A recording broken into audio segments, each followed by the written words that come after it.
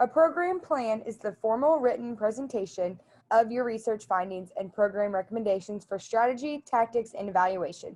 This was said by Ronald Smith, and he is the author of Strategic Planning for Public Relations. I will be teaching the material that is found in Chapter 6 of your textbook, and this chapter was titled The Public Relations Process. I am credible to talk about this because I have read the chapter and I have also studied the material, and I also am in my final semester of public relations at BU. Today, my first point will be planning's value. My second point will be the approaches to planning, and my third point will be the elements of a program plan. My first point is the value of planning. We can see the value of planning in the RACE acronym that was mentioned in Chapter 1. This step was labeled action because it requires making plans about an issue or situation, and that does require action. Before any other public relations process can go forward, planning what should be done in what order can accomplish the objectives. So there's a quote from Jim Lukowski, and he is a veteran public relations counselor, and he said that strategy is a unique mixture of mental energy injected into an organization through communication, which results in behavior that achieves organizational objectives. Planning also involves the coordination of many methods. So planning needs to be done in social media, news releases, special events. So all those things that I have listed down below, they all require planning so you can achieve the results that you want. Now that I have talked about the value of planning, I will now be talking about the approaches to planning. My second point is the approaches to planning. So planning is compared to putting together a jigsaw puzzle. There are 9 steps that serve as a planning checklist. As Larry Warner, Executive Vice President of Ketchum, points out, no longer are we simply in the business of putting press releases out. We are in the business of solving business problems through communications. So there are 9 steps that serve as the planning checklist. The client-employer objective is a specific objective that should be established between the client and employer. The audience and publics is where they identify the primary audience to whatever they are promoting. The audience objectives is what does the audience want to know, and if so, it doesn't need to be tailored to them. Does it need to be able to fit this audience better than everyone? Some audiences need some tailoring. If you're going to target a certain audience, you shouldn't just target everyone. You should make your message stand out to them. The fourth is media channels and what channel will reach the target audience. My age, I think social media is very important. I think TikTok is a very important media channel right now. Facebook is kind of your older demographics. I know my mom really likes to use Facebook, and if you're wanting to obviously see or get her view on things, you're going to want to go to Facebook. She doesn't have TikTok, so you need to look at your media channels. So then you have your media channel objectives. And what is the media gatekeeper looking for? Are they having a certain angle or impact? So like Facebook, they have a certain impact. They have to like censor their messages for some people. So what are they, are they gatekeeping something from everyone? Obviously, do they have a certain angle on the things that they censor and the things that they don't? You need to figure out your media channel objectives. Sources and questions. What primary and secondary sources of information are required to provide a factual base for the message? So if your message does need some backing up, you obviously need to figure out what primary and secondary sources you need. Some people really value the sources when they do read up on a story, so you need to make sure that you do have the sources to back up your message if you do need sources. The 7th is communication strategies. These can be environmental factors that affect acceptance of the message. Is the target audience going to be hostile? So whatever you are sending your message about, are people going to take that in a hostile way? Kind of in today's society, everything is taken that way, I feel like. So um, you kind of just have to expect it at this rate, or that's at least what I see when things happen like that. So kind of need to just expect that if you're talking about a controversial subject, that there's going to be some hostile feedback come from your message. So, in number 8 is the essence of the message. What is the planned communication impact on the audience? Is the message designed merely to inform, or is it designed to change attitudes or behaviors?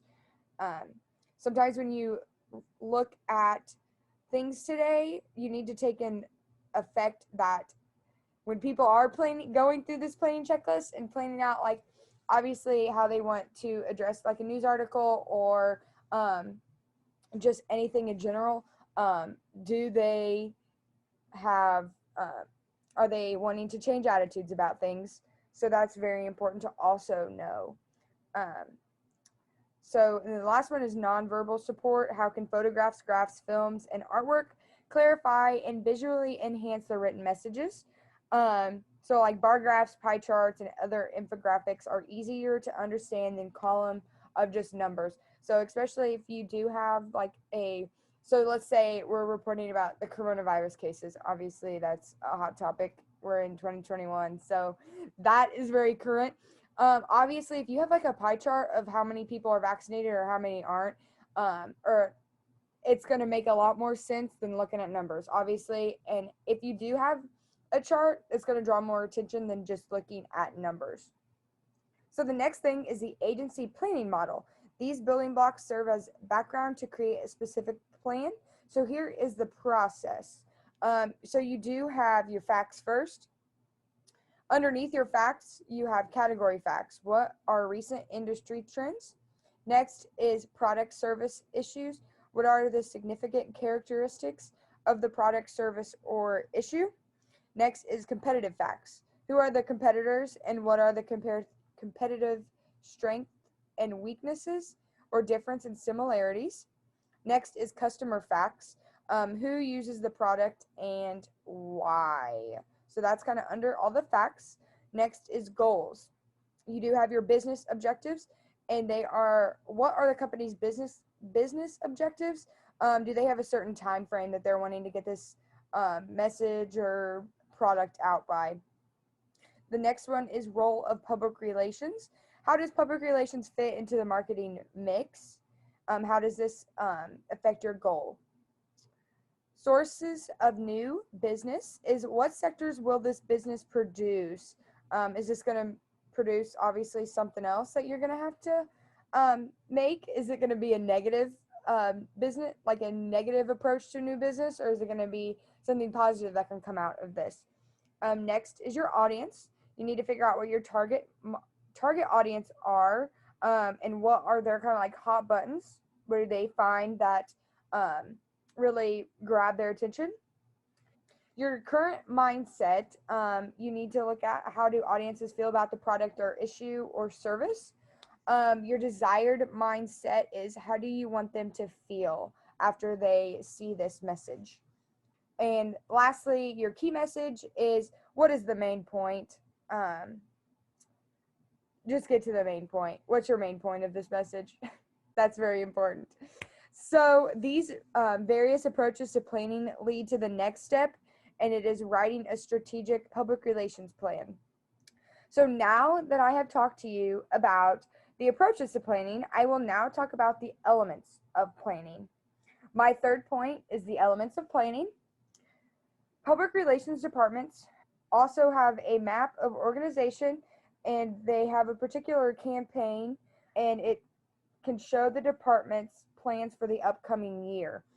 There can be some variation between the public relations plans, and they do include these just 8 basic steps: situations, objectives, audience, strategy, tactics, calendar, budget, and evaluation. So the first one of this element program plan is situation. You need a valid objective that cannot be set without clear understanding of the situation that led the conclusion that a public relations program plan is needed. There are 3 traditional situations that prompt a public relations program. The organization must conduct a program to overcome a problem or a negative situation. The organization needs to conduct a specific one-time project to launch this product or service. Or the organization wants to reinforce an ongoing effort to preserve the reputation or public support. So the situation usually has one of those 3 uses. So the next is the objectives. Once the situation or problem is understood, the next step is to establish objectives for the program. A stated objective should be evaluated by asking, does it really address the situation? Is it realistic and achievable? And can the success be measured in meaningful terms? Objectives are either informal or motivational. One difficulty with informational objectives is measuring how well a particular objective has been achieved. The informational objective can be something like increase awareness by 30%. That is very difficult to prove unless the organization does have the research to back it up. That's where motivational speeches are much easier to measure out than the informational ones. This is true whether the objective is an increase in product sales, a sellout crowd for a theatrical performance, or expanded donations to a charitable agency. Motivational is just easier to prove than the informational ones. The next is audience. So public relations program should be directed towards specific and defined audiences or publics. Public relations practitioners target specific people within the general public. This is done through demographics like age, income, social strata, zip code, education, past ownerships of products. Knowing the target audience can allow the appropriate strategies and tactics. Like I mentioned earlier, if you know your audience, you might know what social media channel you need to target, or if you do need to tailor their message to them. Overall, knowing the audience can save money because reaching out to a large amount of people is more expensive than just reaching out to your target audience. If you are advertising on social media, if you know your demographic, if you know they have a certain location, a certain age, certain area they come from, it's a lot cheaper to just advertise to them as if you would to everyone. Social media advertising can get pretty pricey. So the next one is strategy. A strategy describes how and why a campaign components will achieve the objective. The strategy provides guidelines and key messages for the overall program. A public relations plan, as part of the strategy, can often contain a listing as key objectives that the campaign wants to get across to the target audience and the media. If you know what your strategy is, you obviously know what your target audience is. Just get that message across. One example could be heart disease is the #1 killer of women. You obviously have your key message. You know what your target audience is. It's simple. Next is tactics. They are the nuts and bolts of the plan, is how the book describes it. They describe specific activities that put each strategy into operation and help achieve the stated objectives. Strategy establishes why something is being proposed and why it can achieve the purpose of the campaign. But it is the tactics that get the job done. Conceiving tactics require a lot of creativity, which often can be accomplished through brainstorming sessions.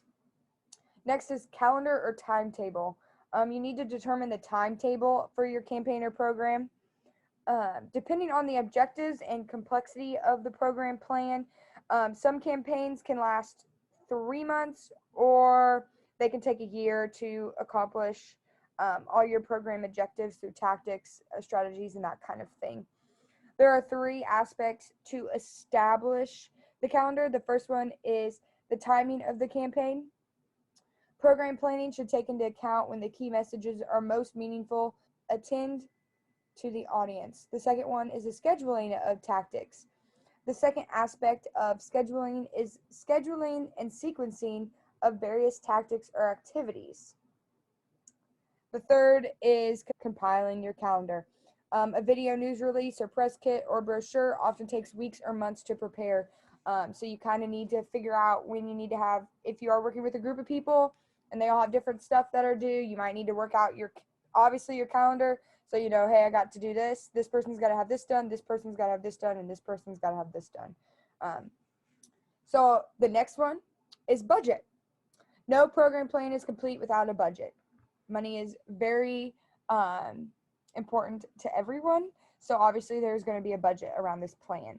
A budget can be divided into two categories. One is staff time and second is out-of-pocket expenses.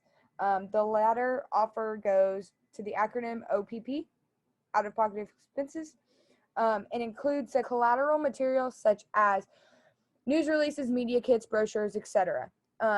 It is good practice to allocate at least 10% of the budget for contingencies or just unexpected costs. There's a lot of unexpected costs when you do start working with people. Sometimes they change their mind, or sometimes, you know, you just got to reprint something, so you need to just figure that in there. The last one is evaluation. The evaluation element of a plan relates directly back to the stated objectives of the program. As discussed earlier, you need to be able to show your progress in some way to show clients and employers that the program is accomplished its purpose.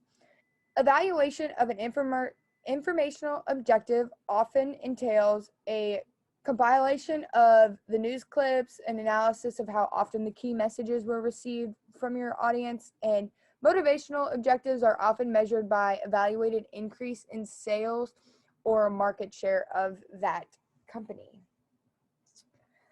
In conclusion, today you heard me talk about the materials that were covered in Chapter 6. My first point was the planning's value. My second point was the approaches to planning, and my third point was the elements of a program plan. So lastly, Thomas R. Higley, author of Writing Winning Proposals, PR Cases, he said that planning is important because a plan is the instrument used to propose and obtain approvals, a mechanism for monitoring and evaluating, and a product that distinguishes true public relations professionals. Thank you.